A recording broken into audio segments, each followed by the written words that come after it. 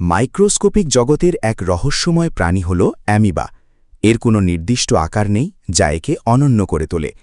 এই এককোষী জীবটি তার দেহের আকার ক্রমাগত পরিবর্তন করতে পারে। বিজ্ঞানীদের কাছে এটি প্রকৃতির এক বিস্ময়কর সৃষ্টি হিসেবে পরিচিত, যা ক্ষুদ্রাতি ক্ষুদ্র স্তরে টিকে থাকার অসাধারণ ক্ষমতা রাখে।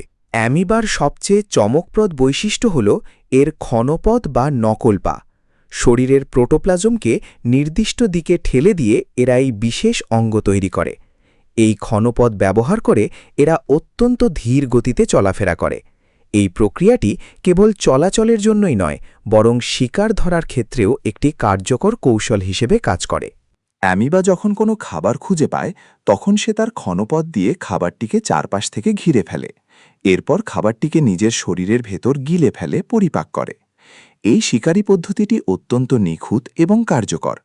কোনো নির্দিষ্ট মুখ না থাকা সত্ত্বেও এরা চমৎকারভাবে খাদ্য গ্রহণ এবং পুষ্টি সংগ্রহ করতে পারে। প্রকৃতির এই ক্ষুদ্র শিকারী আমাদের শেখায় যে জীবনের বৈচিত্র্য কত গভীর হতে পারে। একটি মাত্র কোষ দিয়ে গঠিত হয়েও অ্যামিবা চলাচল, আহার এবং বংশবৃদ্ধি সবই করতে সক্ষম।